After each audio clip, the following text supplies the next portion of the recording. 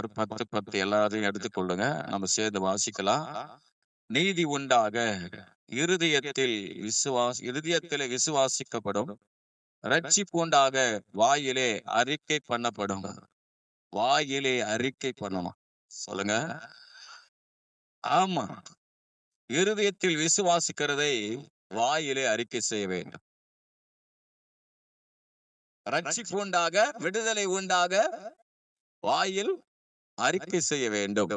ஒரு ஜெபம் பண்ணலாமா? தகப்பனே, எக்காரத்தில் ஒப்பு கொடுக்கிறோம். இந்த வார்த்தை மூலம் எங்களோடு இடைப்பட்டு பேசு கிரேசு இயேசுவின் நாமத்தில் பிதாவே. பாருங்க, ஸ்தோத்திரம்.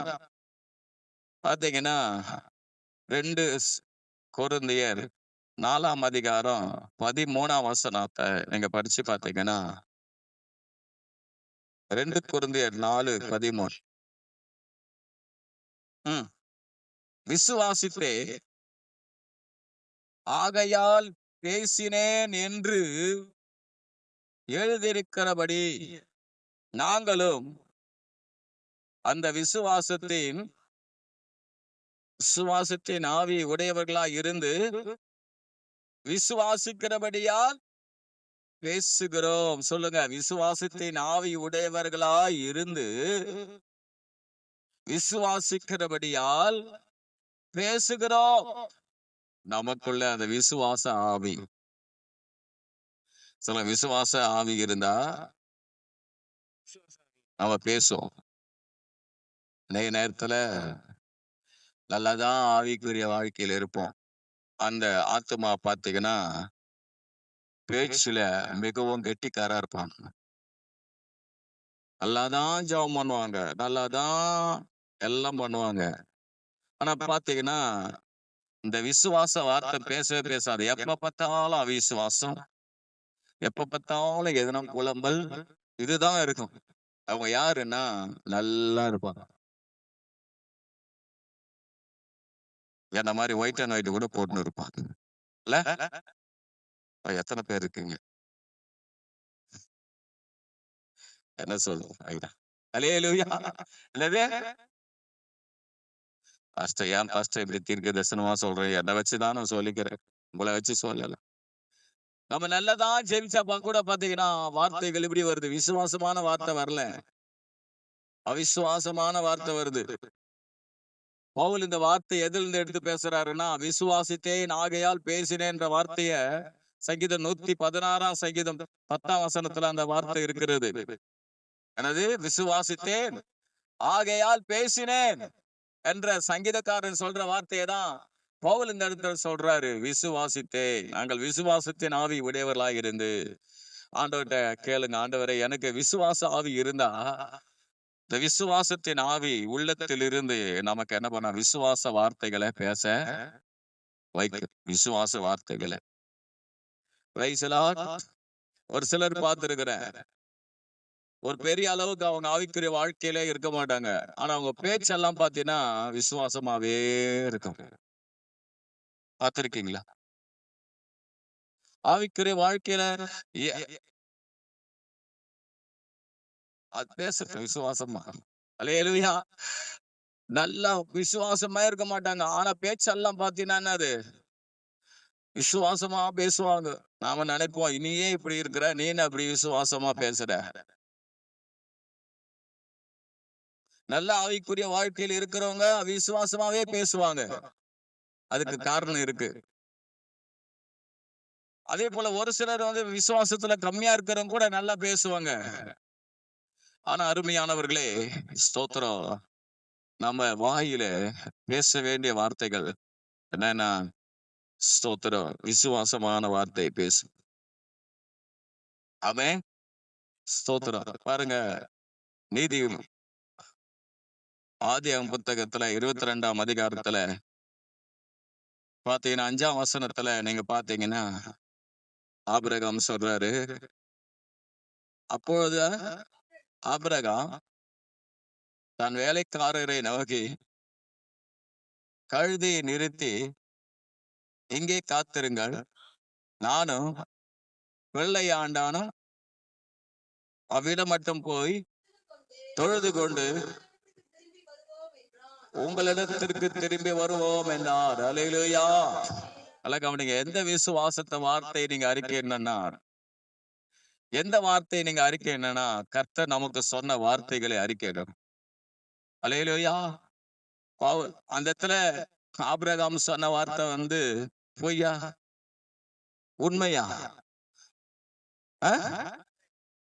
உண்மை. Very good. உண்மை. என்னது? உண்மை. அல்லேலூயா. உண்மையான வார்த்தை. Praise the Lord. ஸ்தோத்திரம். பாருங்க, ஏன்னா அந்த இடத்துல கொண்டு போற நோக்கம் என்ன? பலியிட, சாகடிக்க கொண்டு போறாரு. எரிபலி செலுத்த கொண்டு போறாரு. ஆனா சொல்றாரு, நான் போய் வருவோம். எப்படி போய் வருவோம்?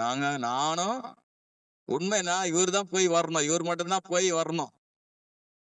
நடந்த காரியம் என்ன? சோத்திரம். நீங்க 7-8 வசனத்தை படிச்சு பாத்தீங்கன்னா எல்லாருக்கும் தெரியும். ஏற்கனவே சொன்ன வார்த்தை தான். என்ன சொல்றாரு?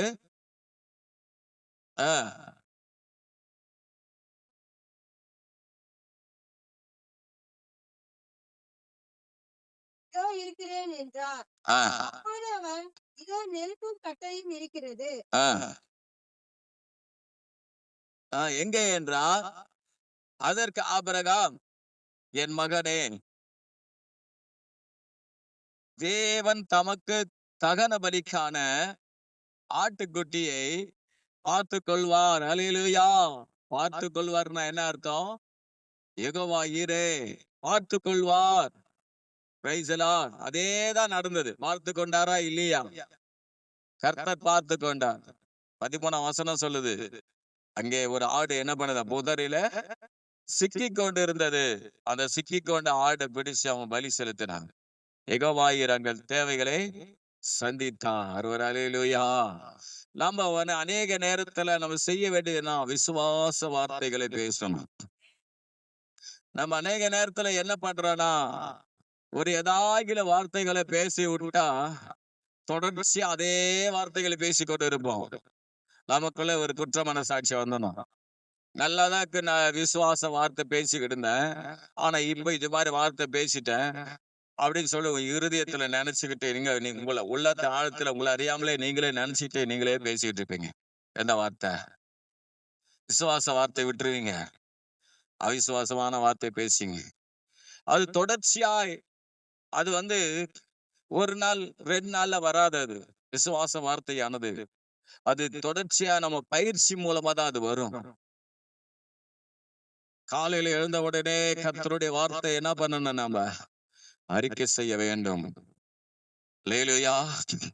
சரி, கர்த்தருடைய வார்த்தைய ஒரு 5 காரியத்தை நான் சுருக்கமா உங்களுக்கு சொல்றேன். முதலாவது, எதிர்ப்பான நேரத்துல விசுவாச வார்த்தை பேசணும். பலவீனமான நேரத்துல விசுவாச வார்த்தை பேசணும். சோதனையான நேரத்துல விசுவாசமான வார்த்தையை பேசணும். வியாதியான நேரத்துல விசுவாச வார்த்தைகளை பேசணும். தேவை உள்ள நேரத்துல விசுவாச வார்த்தையை பேசணும். ஒரு அல்லேலூயா. 5 காரியம். இது 5ம் மிக முக்கியம். இங்க பாத்தீங்கன்னா ஸ்தோத்திரம். முதலாவது, தாவீது விசுவாச வார்த்தையை பேசுகிறதை நாம் பார்க்கலாம். என்னவென்று சொன்னால், தாவீது கோலியாத்துக்கு முன்பாக நிற்கும் போது அந்த சம்பவத்துல விசுவாச வார்த்தைகளை பேசுறான். தாவீதுக்கு எதிராக 3 விதமான அவிசுவாச வார்த்தைகள், எதிர்ப்பான வார்த்தைகள் வருகிறது. அந்த எல்லா வார்த்தையையும் மேற்கொண்டு விசுவாச வார்த்தைகளை பேசுகிறான். முதலாவது, அந்த எதிர்ப்பான வார்த்தைகளை பாருங்க. கோலியாத் என்ன பண்றான்னா, ஸ்தோத்திரம், 1 சாமுவேல் 17ஆம் அதிகாரம் 8ஆம் வசனத்திலிருந்து நீங்க 11ஆம் வசனம் வரையிலும் பாத்தீங்கன்னா, ஸ்தோத்திரம், அங்கே கோலியாத் என்ன பண்றான்னா, இஸ்ரவேல் ஜனங்களுக்கு விரோதமான வார்த்தைகளை என்ன பண்றான்? பேசுகிறான். நீங்க 10ஆம் வசனத்தை 11ஆம் வசனத்தை படிச்சு பார்த்தீங்கன்னா, பின்னும் அந்த பெலிஸ்தன், நான் இன்றைய தினம் இஸ்ரவேலுடைய சேனைகளை நிந்தித்தேன், நாம் ஒருவரோடு ஒருவர் யுத்தம் பண்ண ஒருவனை விடுங்கள் என்று சொல்லிக் கொண்டு வருவான். சவுலும் இஸ்ரவேல் அனைவரும் அந்த பெலிஸ்தனுடைய வார்த்தைகளை கேட்டு கலங்கி மிகவும் பயப்பட்டார்கள். போதுமா? பாருங்க, ஸ்தோத்திரம். அதே நீங்க 23ஆம் வசனத்தை பார்க்கும்போது படிச்சீங்கன்னா, அவன் இவர்களோடு பேசிக் கொண்டிருக்கையில் இதோ காத்தூரானாகிய கோலியாத் என்னும் பேர் உள்ள அந்த பெலிஸ்திய வீரன் பெலிஸ்தியரின் சேனையில் இருந்து எழுப்பி வந்து நின்று முன் சொன்ன வார்த்தைகளையே சொன்னான். அது தாவீது கேட்டான். இஸ்ரவேல் ஜனங்களும் கோலியாத்தருடைய வார்த்தையை கேட்டாங்க, தாவீதும் கேட்டான். அல்லேலூயா.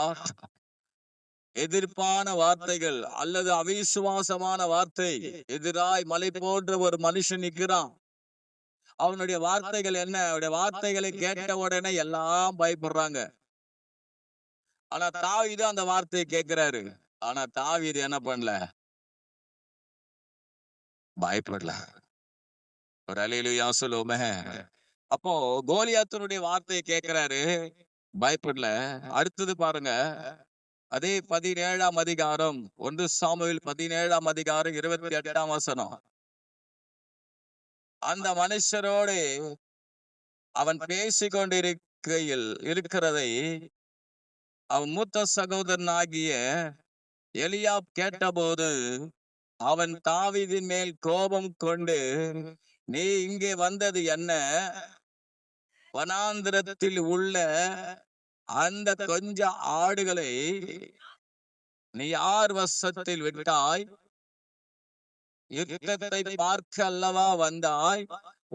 உன் துணிகரத்தையும் உன் இருதயத்தின் அகங்காரத்தையும் நான் அறிவேன் என்றான். ஹல்லேலூயா. பாருங்க, 2வது அவங்க அண்ணன் திட்டுறாரு. என்ன திட்டுறாரு? உனக்கு எவ்வளவு திமிரு, இங்க வந்துட்டேனே, டிஸ்கரேஜ், உனக்கு என்னதான் முடியும்? அந்த கொஞ்சம் ஆறு மேய்க்க விட்டுட்டு இங்க யுத்தம் பண்ண வந்துட்டேனே, உன் துணிகரம் என்ன? உன் இருதயத்தின் அகங்காரம் என்ன? 3வது காரியத்தை நீங்க பாத்தீங்கன்னா, ஸ்தோத்திரம், சவுல் அங்க என்ன பண்றாரு? 33ஆம் வசனத்தை படிங்க. 1 சாமுவேல் 17:33. அப்பொழுது சவுல் தாவீதை நோக்கி, நீ இந்த பெலிஸ்தியனோடு எதிர்த்து யுத்தம் பண்ண உன்னால் ஆகாது, நீ இளைஞன், அவனோ சிறு வயது முதல் யுத்த வீரன் என்றான். பாருங்க, கோலியாத்து வார்த்தை யார் கேட்கறது? தாவீது கேட்கிறாரு. அண்ணனுடைய வார்த்தை தாவீது கேட்கிறாரு. சவுலுடைய வார்த்தை அண்ணன் கேட்கிறாரு. அங்க இருந்த எல்லா இஸ்ரவேலர் ஒருத்தனுடைய வார்த்தை மட்டும்தான் கேட்டுக்கிட்டு இருந்தாங்க. யாருடைய வார்த்தை?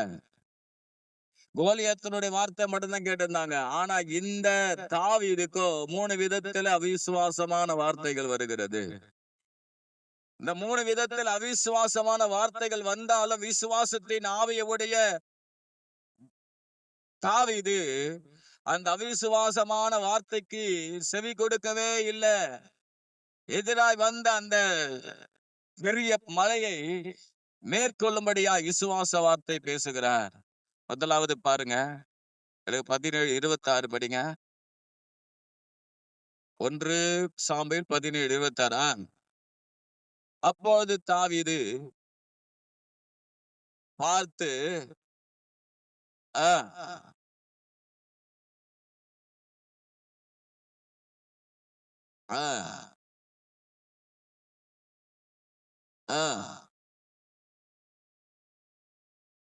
பாருங்க, சோத்துறான். அந்த வார்த்தை கேட்டவன இவன் என்ன பண்றான்? இந்த விசுவாச வார்த்தை பேசுறான். இந்த பெலிஸ்தியன் ஏமாத்துறான். அல்லேலூயா. இஸ்ரவேல் ஜனங்கள் எல்லாரும் பயந்து இருக்கிறாங்க. அப்ப பாத்தீங்கன்னா ஸ்தோத்திரம், இந்த பெலிஸ்தியன் ஏமாத்துறான். பிரைஸ் எல்லாம் ஸ்தோத்திரம். அண்ணன் கேட்கிறாரு, பாக்குறாரு, நாடா அது ஸ்தோத்திரம். ஆனா ஆண்டவர் உண்மையாகவே அருமையான தேவன். ஸ்தோத்திரம். நீங்க அடுத்தது பாத்தீங்கன்னா ஸ்தோத்திரம், இந்த வார்த்தை அண்ணன் சொன்ன போது அந்த வார்த்தைக்கு எதிர்மறையான வார்த்தையா இருக்கிறது இது. பிரைஸ் எல்லாம் ஸ்தோத்திரம். அப்ப பாருங்க, விசுவாசமான வார்த்தை பேசுறாரு. 32 36 வசனத்தை நீங்க படிச்சு பாத்தீங்கன்னா, 36ஆம் வசனத்தை படிச்சு பாத்தீங்கன்னா, அந்த சிங்கத்தையும் அந்த கரடியையும் முத அடியானை ஆகிய நான் கன்றே, விருத்த சேதனம் இல்லாத அந்த பெலிஸ்தியனும் அவைகளில் ஒன்றை போல் இருப்பான். அவன் ஜீவனுள்ள தேவனுடைய சேனையை நிந்தித்தானே. ஒரு அல்லேலூயா. இப்போ சவுல் இடத்துல சொல்றான். சவுல் சொன்னாரு, இது உன்னால முடியாது. இல்ல இல்ல, என்னால முடியும். சொல்லுங்க ஒரு அல்லேலூயா. அல்லேலூயா. சூழ்நிலை எப்படி இருந்தாலும் அருமையானவர்களே, விசுவாசம் உள்ள மனுஷன், விசுவாச ஆவி உள்ள மனுஷன் அந்த சூழ்நிலையில விசுவாச வார்த்தைகளை பேசுவான். ஆமே. இப்போ கோலியாத்து கிட்ட வந்துட்டாரு. கோலியாத்து இல்ல மிரட்டுறான். 40 நாள் வார்த்தைகளை கேட்கிறாங்க. கேட்டு அவிசுவாசம். இஸ்ரவேல் ஜனங்களுக்கு கேட்டு அவிசுவாசம். கோலியாத்து பேசுறான் பாருங்க, வார்த்தை என்ன பேசுறான் பாருங்க. ஸ்தோத்திரம். 43 44 வசனம். அவன் பேசிக்கிட்டே இருக்கிறவன். பெலிஸ்தியன் தாவீதை பார்த்து, தடிகளோடு என்னிடத்தில் வர நான் நாயா என்று சொல்லி அவன் என் தேவர்களை கொண்டு தாவீதை சபித்தான். இன்னும் அந்த பெலிஸ்தன் தாவீதை பார்த்து, என்னிடத்தில் வா, நான் உன் மாம்சத்தை ஆகாயத்த பறவைகளுக்கு காட்டு மிருகங்களுக்கும் கொடுப்பேன் என்றான். பாருங்க, சபிக்கிறான். யாரு? பெலிஸ்த சபிக்கிறான். மத்தவங்க சபிக்கிறதுனால ஒண்ணுன்னு செய்ய போறது. அந்த சாபத்தை நீ எப்படி மாத்த முடியும்னா, நீ விசுவாச வார்த்தையினால் தான் பேச முடியும். அந்த சாபத்தை ஆசீர்வாதமா மாற முடியும். நீ ஊர்பட்ட தப்பு பண்ணிட்டு அவன் சபிக்கிறானா, அது உனக்கு பலிக்காது. அது சொல்ல, நீ நியாயமான ஆளா இருந்தினா, உன்னை எதிர்க்கிற ஒருத்தர் இருந்தானா, நீ அதிகமா காரியத்தை பண்ணிட்டு அப்படி நீ அவன் சாபம் பலிக்காதெல்லாம் நேர்மையானவன் சபிச்சாலும் போயிரு. அது சொல்லல. உண்மையா நீ இருந்து விசுவாச ஆவி உள்ளவனா இருந்து நீ எதிராய் வருகிற அந்த சூழ்ச்சிய, அந்த சாபத்தை உடைக்க முடியும். எப்படி உடைக்க முடியும்? எப்படி உடைக்க முடியும்? விசுவாச வார்த்தையினால. அல்லேலூயா. ஒருவேளை நீங்க ஒரு சில நேரங்கள ஒரு சில மற்றவங்களை தவறா பேசிட்டீங்கன்னா கூட பரவாயில்ல, அன்னைக்கு அறிக்கை செய்து எனக்கு மன்னிங்க ஆண்டவரேன்னு சொல்லிட்டு, இந்த காரியம் எல்லாம் எனக்கு வரக்கூடாது ஆண்டவரே. அப்போ என்ன நடந்தது? இப்ப தாவீது வார்த்தைகளை இப்ப தாவீது பேசுறாரு பாருங்க. இதான் முக்கியம். 45 46.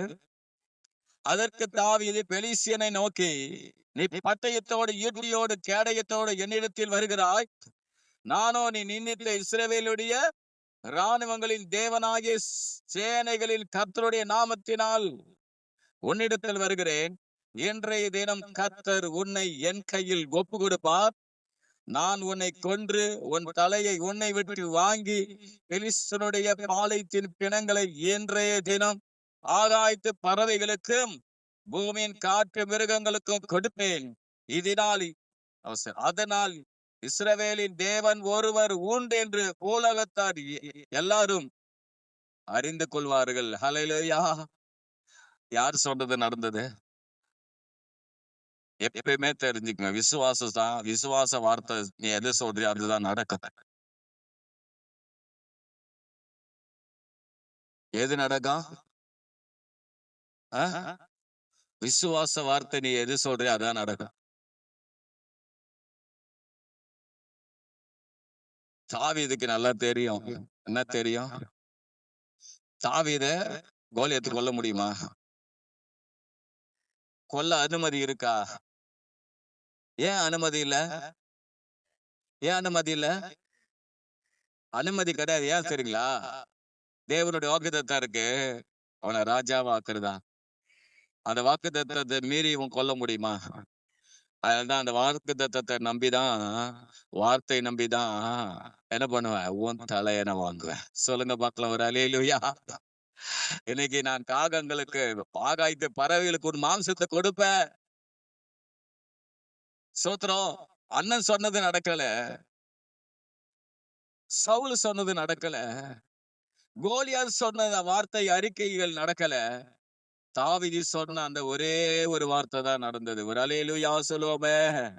51ஆம் வசனம் சொல்லுகிறது, எந்த வார்த்தை அறிக்கையிட்டானோ அதே வார்த்தை சொல்லுகிறது, உன் தலையை உன்னை வெற்றி வாங்குவேன். வாங்கிட்டான். 51ஆம் வசனம் சொல்லுது, ஆகையால் தாவீது பெலிஸ்தின் அன்றில் ஓடி அவன் மேல் நின்று அவன் பட்டயத்தை எடுத்து அதை அதன் உரையில் இருந்து உருவி அவனை கொன்று அதனாலே அவன் தலையை வெட்டி போட்டான். ஒரு அல்லேலூயா சொல்லுவோமே. இதுதான் நடக்கும். சொல்லுங்க பார்க்கலாம். விசுவாச வார்த்தையை பேசுங்க, அவிசுவாசமான வார்த்தையை பேசாதீங்கப்பா. அவன் சுத்தி பலவிதமான வார்த்தைகள் வரும். நம்ம சொந்தக்காரன் பேசுவாங்க, அரசாங்கத்திலிருந்து தான் ராஜாவினிடத்திலிருந்து வார்த்தைகள் வந்தது, பெரிய எதிர்ப்பான வார்த்தைகள் வந்தது. இதெல்லாம் எதை கண்டு பயந்தாங்கன்னா, அந்த கோலியாத்தை கண்டுதான் பயந்தாங்க. ஆனா கர்த்தர் பாத்தீங்கன்னா கோலியாத்தின் இடத்துல தாவீதை ஒப்பு கொடுத்தா. தாவீதினுடைய வார்த்தை தான் நடந்தது. ஒரு அல்லேலூயா சொல்லுவோமே. இரண்டாவது காரியத்தை பாருங்க. பாத்தீங்கன்னா பலவீன நேரத்தில் விசுவாச வார்த்தைகளை பேசணும்.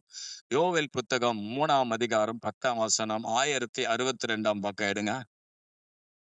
பழைய ஏற்பாட்டுல 1062ஆம் பக்கம், யோவேல் 3:10. உங்கள் மண்வெட்டிகளை பட்டயங்களாகவும் உங்கள் அறிவாள்களை ஈட்டிகளாகவும் அடிகள். பாருங்க, பலவீனனும் தன்னை பலவான் என்று சொல்வானாக. சொல்லுங்க பார்க்கலாம். பலவீனனும் தன்னை பலவான் என்று சொல்லுவானாக. பலவீனனும் தன்னை பலவான் என்று சொல்வானாக. அல்லேலூயா சொல்லுங்க. சோத்ரம். அல்லேலூயா. எப்பயுமே நம்ம சுய வார்த்தையை பேசல. எல்லாமே என்ன வார்த்தை தான்? தேவனுடைய வார்த்தை தான். தேவனுடைய வார்த்தையை தான் விசுவாசத்துல நம்ம அறிக்கை செய்கிறோம். அல்லேலூயா.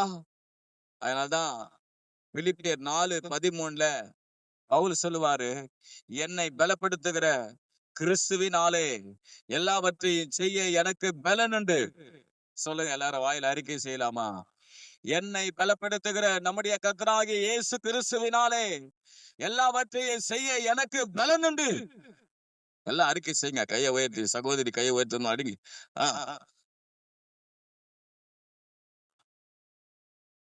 Very good. அல்லேலூயா. அறிக்கை செய்யணும்.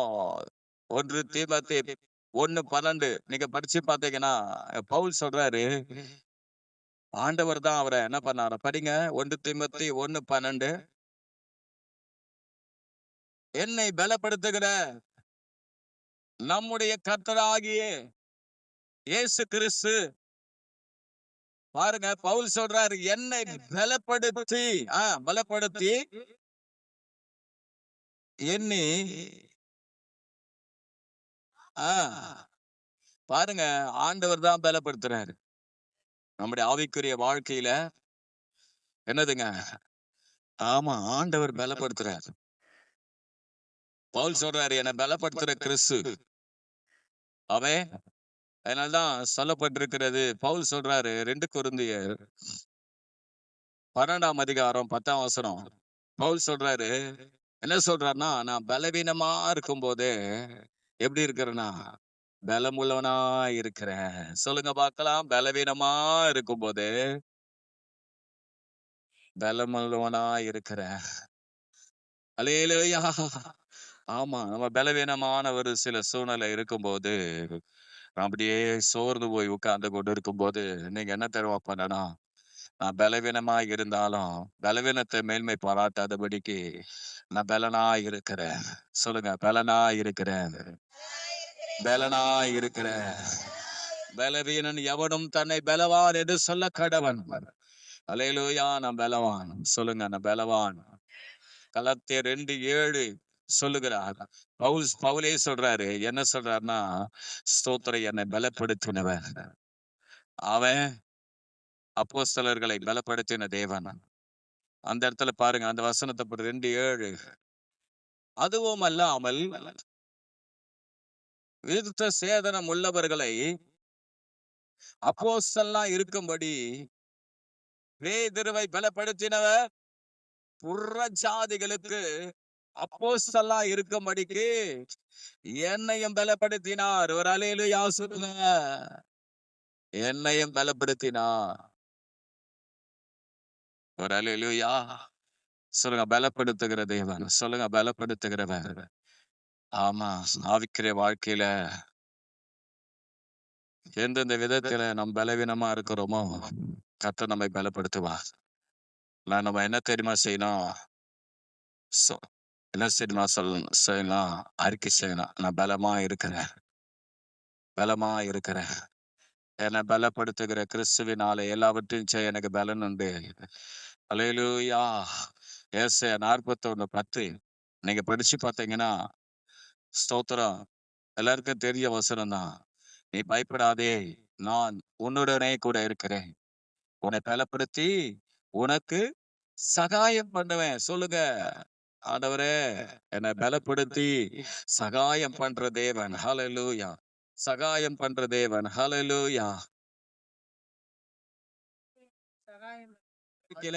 இல்ல மற்றவங்களை காட்டிலும் பலவீனமா தெரியுதா? இது எல்லா பலவீனத்தையும் நான் சொல்றேன். சரீர பலவீனம்.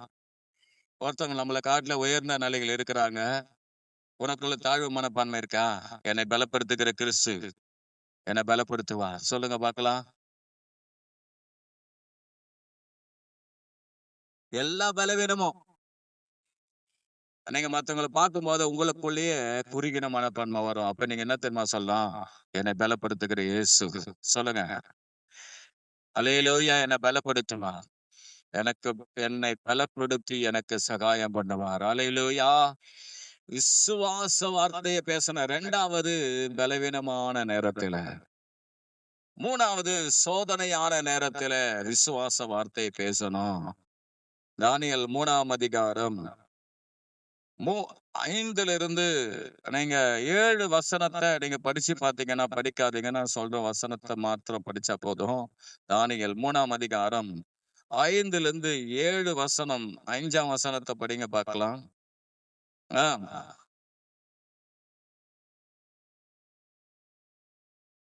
ஆ,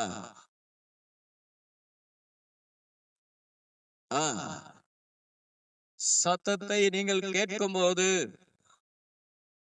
தாழ விழுந்து ராஜாவாகிய நேபுகாத்நேச்சார் நிறுத்தின போர் சிலையை பணிந்து கொள்ள கடவீர்கள். அல்லேலூயா. அல்லேலூயா. போர் சிலைய பணிஞ்சுக்குங்க அப்படின்னு சொல்றா. இங்க சாத்ராக், மேஷாக், ஆபேத்நேகோக்கு சோதனை.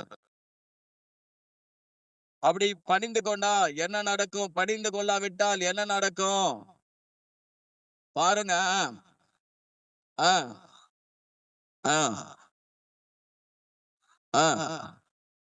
அந்நேரமே எரிகிற அக்கினி சூளையில் நடுவிலே போடப்படுவான் என்றார்கள் என்றான்.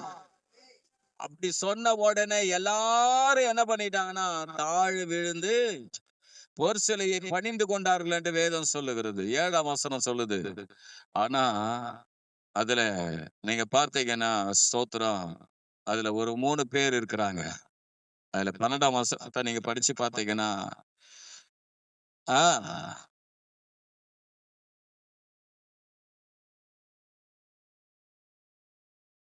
ம், யூதரான மனுஷர்கள் இருக்கிறார்களே, அவர்கள் ராஜாவாகி உம்மை மதிக்கவில்லை. அவர்கள் உம்முடைய தேவர்களுக்கு ஆராதனை செய்யாமலும் நீ நிறுத்தின பொற்சலையை பணிந்து கொள்ளாமலும் இருக்கிறார்கள் என்றார்கள். ஒரு அல்லேலூயா சொல்லுவோமே. அல்லேலூயா, ஸ்தோத்திரம். ஒரு சில நேரங்களில் நம்முடைய வாழ்க்கையில சோதனைகள் வரும்போது, ஸ்தோத்திரம், நான் பாத்தீங்கன்னா சோதனை வரும்போதே விழுந்துரும். அது விசுவாசமே நமக்கு இருக்காது. அது விசுவாசம் நம்பிக்கை இருக்காது. அந்த விசுவாசமே இருக்காது. நமக்கு சாதாரண ஒரு காரியத்துல விசுவாசமே, நம்ம சொந்தக்காரங்க எதுனா ஒரு காரியத்தை செஞ்சா அதுக்குதான் முக்கியத்துவம் கொடுத்துட்டு போவோம். எதுக்கு? விக்கிரக ஆராதனை பண்ணா கூட நம்ம அதுல போயிட்டு கலந்துக்காவிட்டாலும் சும்மா அப்படி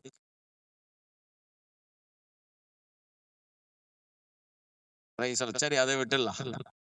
அப்ப நடக்கிறது என்னவென்று சொன்னால், அருமையானவர்களே, இவர்கள் ஸ்தோத்திரம் அக்கினி சுவாலையில போடப்பட கொண்டு போகும்போது என்ன நடக்கிறது?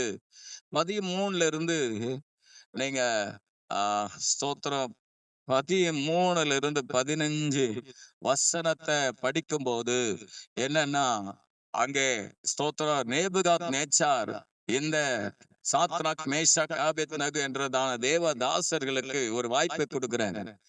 மறுபடியும் வாய்ப்பு கொடுக்கிறார். உங்களுக்கு ஒரு என்ன பண்றேன், ஒரு வாய்ப்பை கொடுக்கிறேன், நீங்க என்ன பண்ண விழுங்குது பணிந்து கொள்ளுங்க அப்படின்னு சொல்றாரு. ஆனா ஸ்தோத்திரம் நடக்கிற காரியம் என்னவென்று சொன்னால், அருமையானவர்களே, அந்த வாய்ப்பினை அவர்கள் ஏற்றுக்கொள்ளவில்லை. சொல்லுங்க பார்க்கலாம். அந்த சோதனைய, தேவன் கொடுக்காத சோதனையை, அல்லது ஸ்தோத்திரம் நம்ம தவறான காரியத்தை செய்கிறதுனால வரும் தீர்வை அவர்கள் ஏற்றுக்கொள்ளாம தேவன் கொடுக்கிற அந்த முடிவு, தேவன் கொடுக்கிற விடுதலை தான் ஏற்றுக்கொண்டாங்க. ஒரு அல்லேலூயா சொல்லுங்களேன். அப்போ அவர்களுக்கு ஒரு தீர்மானம் பண்ணப்படுகிறது. என்ன தீர்மானம்? அக்கினி சுவாலையில கொண்டு போய் போடணும். இப்பதான் அவங்க வார்த்தையை பேசுறாங்க பாருங்க. என் கைக்கு தப்புவிக்கிற தேவன் யாருன்னு அவன் கேட்கிறான். யாரு?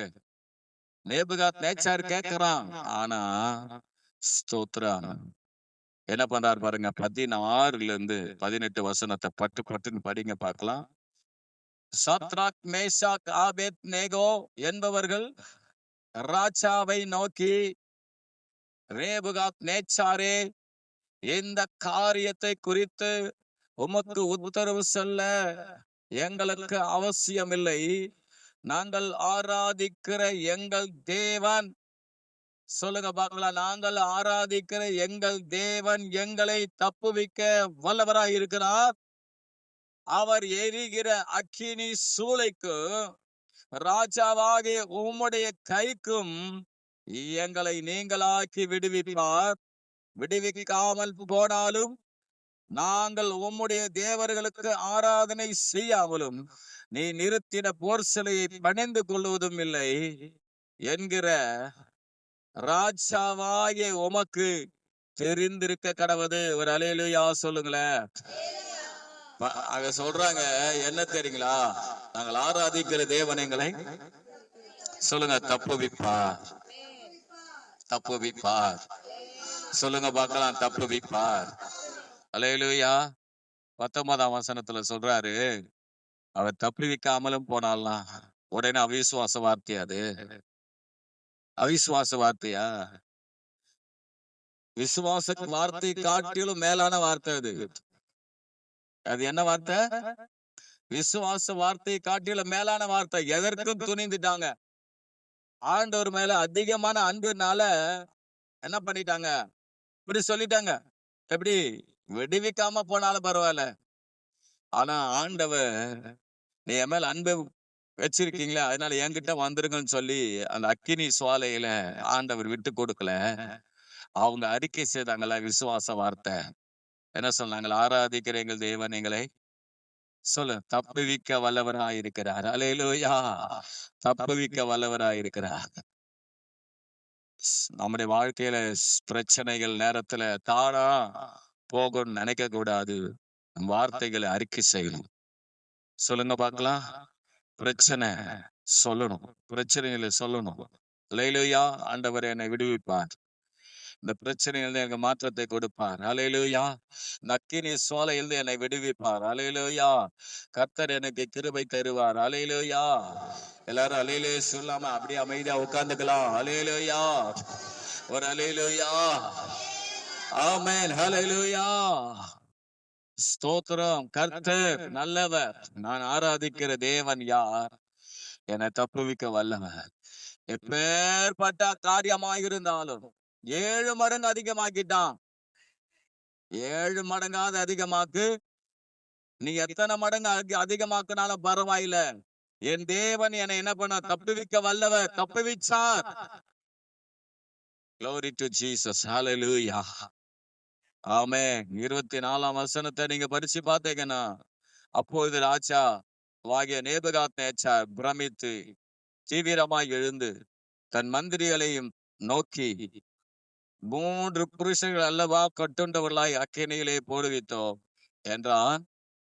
அவர்கள் ராஜாவுக்கு பிரதியுத்தரமாக ஆம் ராஜாவே என்றார்கள். 25 சேர்த்து படிச்சிடலாம். அதற்கு அவன், இதோ 4 பேர் விடுதலையாய் அக்கினி நடுவிலே உலாகிறதை காண்கிறேன். அவர்களுக்கு ஒரு சேதமும் இல்லை. 4ஆம் ஆளின் சாயல் தேவபுத்திரருக்கு ஒப்பாய் இருக்கிற சாயல். ஒரு அல்லேலூயா என்றார். எது நடந்தது?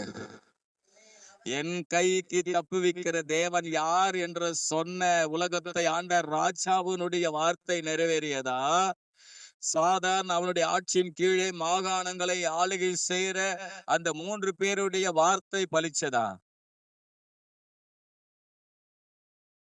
தேவனுடைய பிள்ளைகள் வார்த்தை தாங்க நிற்கும். சொல்லுங்க பார்க்கலாம். அநேக 1000 வார்த்தைகள் நமக்கு எதிராக அறிக்கை செய்யட்டும். அது இது என்னவனா பண்ணட்டும். ஆனால் தேவனுடைய பிள்ளைகளே, நீங்க விசுவாச வார்த்தை பேசுங்க.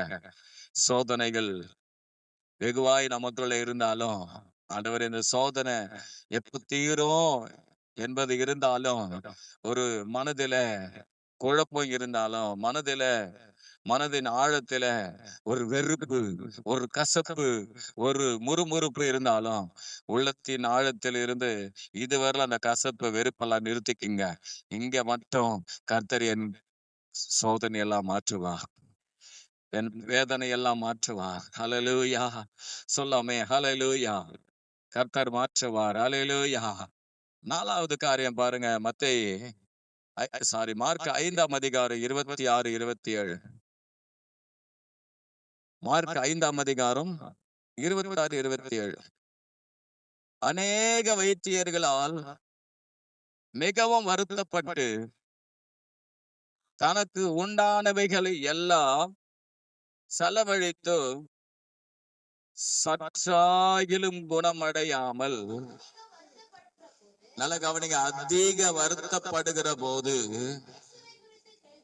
இயேசுவை குறித்து கேள்விப்பட்டு நான் அவருடைய வஸ்திரங்களை ஆகிலும் தொட்டால் சொஸ்தமாவேன் என்று சொல்லி, என்னதுங்க? நான் அவருடைய வஸ்திரங்களை ஆகிலும் தொட்டால் சொஸ்தமாவேன். சொல்லுங்க, விசுவாச வார்த்தை. என்னதுங்க? ஆமா, விசுவாச சொல்ற. 12 வருஷமா பெரும்பாடு, சொத்தெல்லாம் அழிஞ்சு போச்சு. ஆனா அவ சொல்ற ஸ்தோத்திரம், என்ன தெரியுமா? அவருடைய வஸ்திரத்தை ஆகில தொட்டால் சுகமாவேன். சொல்லுங்க பார்க்கலாம். நான் உங்களுக்கு ஒரு காரியம் சொல்றேன் அருமையானவர்களே. நம்ம கிறிஸ்தவர்களா இருக்கிறோம். ஆனா கிறிஸ்துவனுடைய அந்த சுகமாக்கும் வல்லமையை நம்ம என்ன பண்றது இல்லைன்னா பெற்றுக்கொள்றது கிடையாது. இன்னைக்கு நிறைய கிறிஸ்தவங்க என்ன பண்ணிக்கிட்டு இருக்காங்கன்னா, அந்த சுகமாக்கும் வல்லமைய, அந்த குணமாக்க வல்லமைய பெற்றுக்கொள்றது கிடையாது. ஏன் தெரியுங்களா? அந்த குணமாக்குற வல்லமை நேரத்துல பேசுற பேச்செல்லாம் எப்படிதான் இருக்குன்னா, நினைக்கிற எண்ணெல்லாம் எப்படிதான் இருக்குன்னா, ஸ்தோத்திரம், நான் செத்துருவேன், இந்த வியாதி என்னை விட்டு நீங்காது, இது இப்படியே தான் இருக்கும். ஆனா பேச்சு பாருங்க, அந்த வியாதி குறித்து தான் பேசுவாங்க, அந்த பிரச்சனை குறித்து தான் பேசுவாங்க. ஆனா ஒரு நாளும் எனக்கு இந்த வியாதியை சுகமாக்குவார்னு ஒரு சின்ன வார்த்தை கூட வாயில அறிக்க மாட்டாங்க. பார்த்திருக்கீங்களா? முத்தா கொட்டி போயிட்டு போகுது. அந்த அளவுக்கு உங்க வாயில முத்தா இருக்க போகுது வாயில.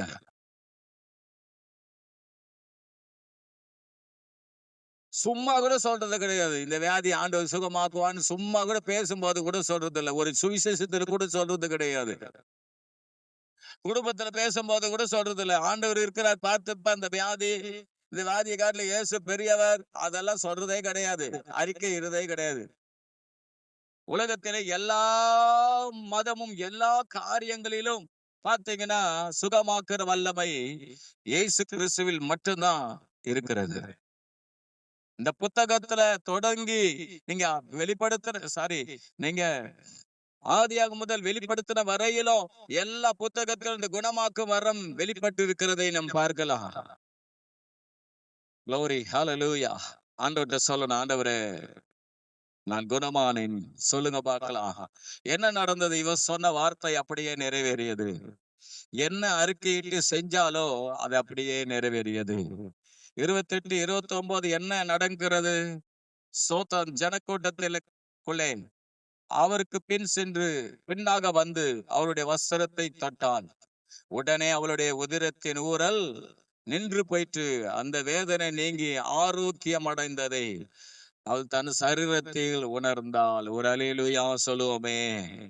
இப்ப நம்ம பாத்தீங்கன்னா நம்ம ஏன் அந்த காரியத்தை செய்யறது இல்லைன்னா, தேவனுடைய வார்த்தை அறிக்கைறது இல்லைன்னா என்ன தெரியுங்களா? காரணம் என்ன தெரியுங்களா?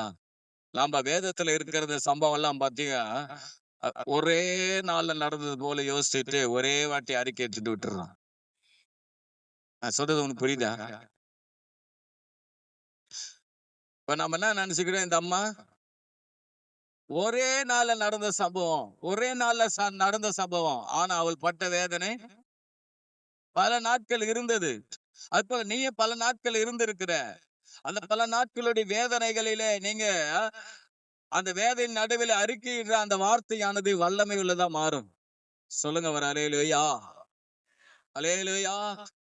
ஒருவேளை நாம எதிர்பார்க்கிறது போல சுகமாக்க வல்லமை நம்மை ஒரே நிமிஷத்திலே ஒரு நொடி பொழுதிலே சுகமாக்குற வல்லமை இருக்கிறது. அது சுகமாகும்.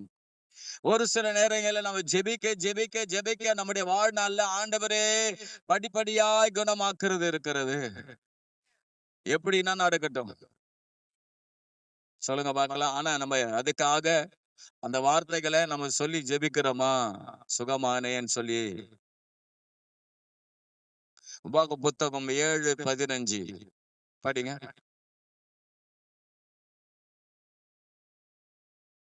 7:15.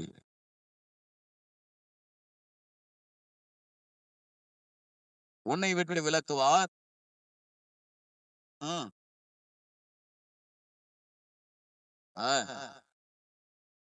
ஒரு ரோகமும் உன்மேல் வரப்பண்ணாமல் உன்னை பகைக்கிற யாவர் மேல வரப்பண்ணுவார். சொல்லுங்க. எகிப்தியருக்கு வரப்பண்ணின வியாதிகள் சகல வியாதியை என்னை விட்டு அகற்றுவார். சொல்லுங்க பார்க்கலாம். அல்லேலூயா சொல்லுங்க. அல்லேலூயா சொல்ற நேரத்துல அல்லேலூயா சொல்லுங்க. ஆமா, இப்ப சொல்லுங்க. வேற யார் சொன்னது அல்லேலூயா? சகல வியாதியை உங்களை விட்டு விலக்குவார். அப்படியே அப்படியே இருங்க அமைதியா. அல்லேலூயா. சகல வியாதியை நீக்குவார். யாத்திராகமம் 23:25 யாத்திராகமம் 23:25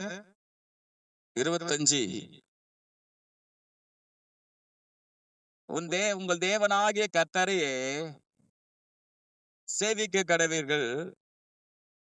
அவர் உன் அப்பத்தையும் தண்ணீரையும் ஆசீர்வதிப்பார். உன் வியாதி ஒன்றிலிருந்து விலக்குவேன். சொல்லுங்களா? அந்த வார்த்தையை சொல்றீங்களா? வியாதி நேரத்துல ஒரு வாட்டியாவது சொல்றியா? 100 மாத்திரை அள்ளி உள்ள போடுறோமே, சொல்றோமா? 100 மாத்திரை உள்ள லபுக்கு லபுக்குன்னு முழுங்குறோமே, சொல்றோமா? வியாதியை உன்னை விட்டு விலக்குவேன்னு சொல்றியே, சொல்றோமா? என் தழும்புகளால் குணமானீர்கள். 1 பேதுரு 2:24 சொல்லுகிறது. அவருடைய தழும்புகளால் குணமானீர்கள் என்று வேதம் சொல்லுகிறதை. ஆண்டவரே, இந்த மாத்திரை நான் போட்டாலோ, ஆண்டவரே என் தழும்புகளால் குணமாக்க ஆண்டவரே. பிசாசு சொல்லுவான், நீ மாத்திரை போடுற எப்படி உனக்கு? இல்ல, நான் மாத்திரைக்கு டெம்பரவரி தான் பிசாசு. கர்த்தர் எனக்கு என்ன பண்ணுவார்? சுகத்தை தருவார். எப்பவுமே ஒரு காரியத்தை நான் சொல்றேன், விசுவாசம் இருந்துட்டா என்ன பண்ணிக்கொள்ளுங்க. விசுவாசம், நான் மாத்திரையே போட மாட்டேன் அப்படின்னீங்கன்னா மாத்திரை போடாம விட்டுருங்க. நான் மாத்திரையும் போடுறேன், குணமாக்க வரத்தை விரும்புறேன், ஆண்டவர் படிப்படியா சுகமாக்குவார். ஒரு நாள் நான் ஜெபிக்க ஒரு நாள் வருமா அந்த மாத்திரை என்னை விட்டு நீக்கிடுவாருன்னு நினைச்சீங்கன்னா, நீங்க தொடர்ந்து மாத்திரை போட்டுக்கிட்டு ஆண்டவர்கிட்ட விசுவாச அறிக்கை செய்துகிட்டே ஜெபிச்சுக்கிட்டே போங்க. ஒரு அல்லேலூயா. இது தவறு கிடையாது. இது தவறு இல்ல.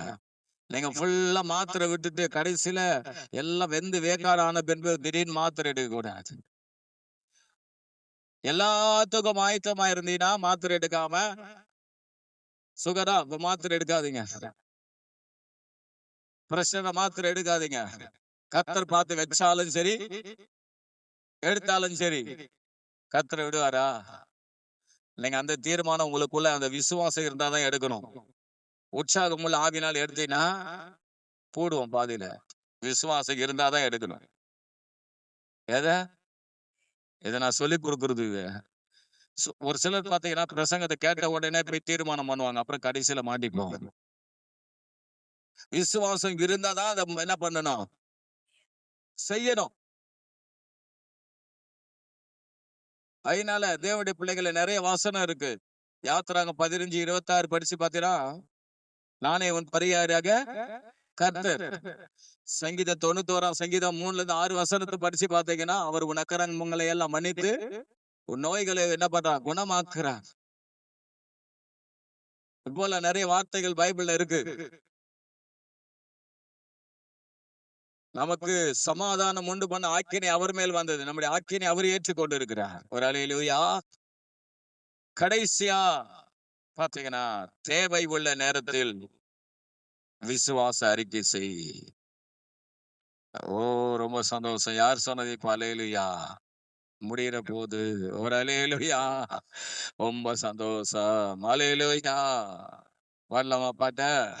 வரலாமா? தேவைக்காகவா? அப்பனா இன்னொரு அல்லேலூயா சொல்லுங்க. Very good. அல்லேலூயா. சரி, சோத்திரம். அதுதான் நான் அல்லேலூயா சொன்னேன், முடியறதுக்காக சொல்றேன். ஒரு அல்லேலூயா. சங்கீத புத்தகம் 23ஆம் அதிகாரம் 1-2 வசனம். சங்கீதம். கர்த்தர் என் மேய்ப்பராய் இருக்கிறார், நான் தாட்சி அடையேன். அவர் என்னை புல்லுள்ள இடங்களில் மேய்த்து அமர்ந்த தண்ணீர் நந்தையிலே கொண்டு போய் விடுகிறார். சொல்லுங்க பார்க்கலாம். கர்த்தர் என் மேய்ப்பராய் இருக்கிறார், நான் தாட்சி அடையேன். அவர் என்னை புல்லுள்ள இடங்களில் மேய்த்து அமர்ந்த தண்ணீர் நந்தையிலே கொண்டு போய் விடுகிறார். கர்த்தர் என் மேய்ப்பரா இருக்கிறார், நான் தாட்சி அடையேன். சொல்லுங்க, தேவைகளிலே தாட்சி அடையேன். ஆமென். ஹல்லேலூயா. தாட்சினா 34ஆம் சங்கீதம் 10ஆம் வசனம் என்ன சொல்லுது? சிங்கக்குட்டிகள் தாட்சி அடைந்து பட்டினியா இருக்கும், கர்த்தரை தேடுகிறவர்களுக்கு ஒரு நன்மையும் குறைவுபடாது. சொல்லுங்க, அறிக்கை. குறைவுகள் இருக்கும் போது சொல்லணும். அல்லேலூயா. கர்த்தர் என் மேய்ப்பரா இருக்கிறார், நான் தாட்சி அடையேன். ஆமென். ஹல்லேலூயா. சிங்கக்குட்டிகள் தாட்சி அடைந்து பட்டினியாய் கிடக்கும், கர்த்தரை தேடுகிறவர்களுக்கு ஒரு நன்மையும் குறைவுபடாது. சொல்லுங்க, சிங்கத்தை போல ஒரு போஷிக்க கூடிய ஒரு ஒரு அக்கறை உள்ள ஒரு மிருகம் எதுவுமே இல்லை. தன்னுடைய பெண் சிங்கத்திற்கும் தன்னுடைய பிள்ளைகள் சிங்கத்திற்கும் காற்றில் உள்ள என்ன பண்ணுவான்? அநேக மிருகங்கள் அடித்து கொண்டு வந்து புகையை நிறைச்சு வச்சிட்டு இருக்குமா. என் பிள்ளைக்கும் மனைவிக்கும் என்ன இருக்காது, குறைவே இருக்கக்கூடாது. எப்பயுமே அந்த புகை மாம்சத்தினால் நிறைந்து இருக்கணும்னு சொல்லிட்டு அடிச்சு போட்டு வச்சிருக்கமா வேதம் சொல்லுது. ஆனா அந்த சிங்கம் தாட்சி அடைந்தாலும் கர்த்தரை தேடுகளுக்கு ஒரு நன்மையும் குறைபடாது. சொல்லுங்க ஆண்டவரே, கர்த்தரை தேடுகளுக்கு ஒரு நன்மையும் குறைபடாது. மத்தேயு 6:33 சொல்லுகிறது, முதலாவது தேவனுடைய ராஜ்யத்தை அவருடைய நீதியை தேடுங்கள், அப்பொழுது இவைகள் உங்களுக்கு கூட கொடுக்கப்படும். உங்களுக்கு இன்னது தேவை என்று உங்கள் பரமபிதா அறிந்திருக்கிறார். சொல்லுங்க, எனக்கு இன்னது தேவை என்று எங்கள் பரமபிதா அறிந்திருக்கிறார். அல்லேலூயா, ஸ்தோத்திரம். அறிக்கை செய்யணும். சொல்லுங்க, அறிக்கை செய்யணும். ஆமே, கடாமுடான்னு அறிக்கை செய்யக்கூடாது. எதையும் அறிக்கை செய்யக்கூடாது. எதை? 2 நாளாகும் 7ஆம் அதிகாரம் 1-2 வசனத்தை படிச்சு பாத்தீங்கன்னா, தீர்க்க தரிசனமா தீர்க்கதரிசி சொல்றாரு, ஒளிமுக வாசலில என்னாரு அந்த ஒரு வசனத்தை மாட்ட 2 வசனத்தை மாத்திரம் படிங்க. 2 நாளாகும் 2 ராஜாக்கள் 2 ராஜாக்கள் 7:1-2.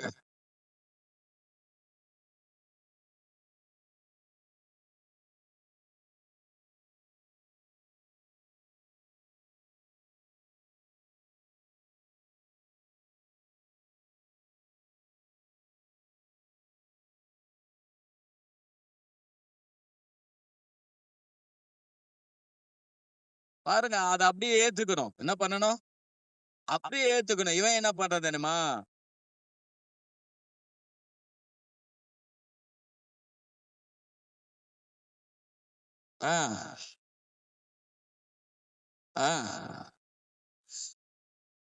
வானத்தின் பல கனிகளை திறந்தாலும் இப்பொழுதே நடக்குமா என்றான். பாருங்க, அதற்கு அவன், நீ உன் கண்ணுல பாப்ப, பார்க்க மாட்ட, கண்ணுல பாப்ப, ஆனா என்ன பண்ண மாட்ட, அதுல சாப்பிட மாட்ட. கர்த்தருடைய வார்த்தை 2. 1, ஒளிமுக வாசலில பஞ்சம் தீரும். இன்னொருத்தன் சொல்றான், இல்ல நீ அதை பார்க்க மாட்ட, போ. எது வேணும் நமக்கு? சொல்லுங்க பார்க்கலாம். ஹல்லேலூயா. நம்முடைய தேவைகள் இருக்கும்போது, நான் சொன்னேன் இல்லையா, யெகோவாயிரே நீங்க பார்த்து கொள்ளுங்கப்பா.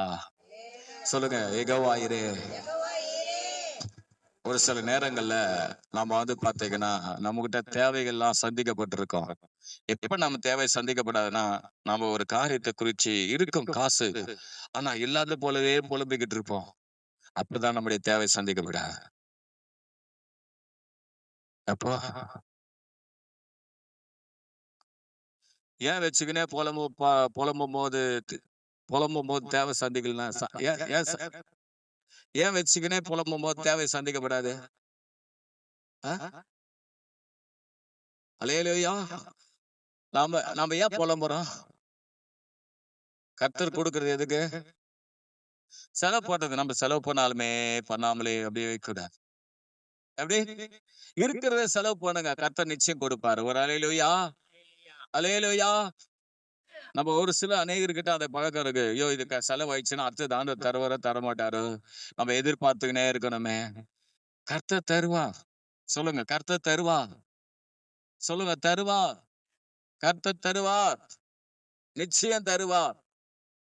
பிலிப்பியர் 4:19 என்ன சொல்லுகிறது? என் தேவன் தம்முடைய ஐஸ்வர்யத்தின்படி உங்களுக்கு குறைவெல்லாம் மகிமையிலே கிறிஸ்து இயேசுவுக்குள் நிறைவாக்குவார். சொல்லுங்க பார்க்கலாம். ஹல்லேலூயா. என் தேவன் தம்முடைய ஐஸ்வர்யத்தின்படி உங்களுக்கு குறைவெல்லாம் கிறிஸ்து இயேசுவுக்குள் மகிமையிலே நிறைவாக்குவார். சொல்லணும், ஹல்லேலூயா. கர்த்தர் என் மேய்ப்பராய் இருக்கிறார், நான் தாட்சி அடைவேன். அவர் என்னை புல்லுள்ள இடங்களில் மேய்த்து அமர்ந்த தண்ணீர்கள் அண்டையிலே கொண்டு போய் விடுகிறார். சொல்லுங்க பார்க்கலாம். ஹல்லேலூயா, ஹல்லேலூயா. சொல்லுங்க பார்க்கலாம், விசுவாச வார்த்தையா. ஹல்லேலூயா. முதலாவது எது அறிக்கை பண்ணணும்? எதிர்ப்பான நேரத்துல விசுவாச வார்த்தை அறிக்கை செய்ய. இரண்டாவது, பலவீனமான நேரத்துல விசுவாச வார்த்தை அறிக்கை செய்யுங்க. மூணாவது, சோதனையான நேரத்துல விசுவாச வார்த்தை அறிக்கை செய்யுங்க. நாலாவது, வியாதியான நேரத்துல, பலவீனமான நேரத்துல விசுவாச வார்த்தையை பேசுங்க. அஞ்சாவது, தேவை உள்ள நேரத்துல விசுவாச வார்த்தையை பேசுங்க. அவிசுவாசமான வார்த்தைய பேசாதீங்க. பேசினாலும் ஸ்தோத்திரம், அது அப்படியே என்ன பண்ணி அல்ல தட்டிட்டு என்ன பண்ணுங்க, தூக்கி தூர போட்டுட்டு மறுபடியும் அவிசுவாசம் பேசுங்க. ஒரே ஒரு காரியத்தை சொல்லி முடிச்சிடுறேன், நம்ம ஜெபமத்தில் போடலாம், ஜெபம் பண்ணலாம். என்னன்னா, அருமையானவர்களே, இப்போ ஒரு வார்த்தை நீங்க அவிசுவாசமான வார்த்தை பேசுனீங்கன்னா அது உங்க காது வழியா உங்க இருதயத்துல விழும். அந்த அவிசுவாசமான வார்த்தையை நீங்க அழிக்க என்ன பண்ணணும்?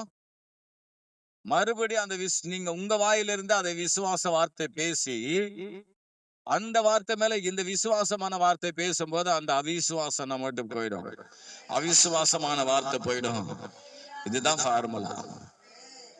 ஆனா விசுவாச வார்த்தை எல்லா நிலையில அறிக்கையிடுறது தேவனுடைய வார்த்தையின்படி அறிக்கையிடுங்க. புரியுதா உங்களுக்கு? விசுவாசித்தேன் ஆகையால் பேசினேன். எதை விசுவாசித்தேன்? தேவனுடைய வார்த்தையை விசுவாசித்தேன் ஆகினால் விசுவாச அறிக்கை, அந்த தேவனுடைய வார்த்தை விசுவாச அறிக்கை செய்தேன். ஒரு அல்லேலூயா. கர்த்தர் உங்களை ஆசீர்வதிப்பார்.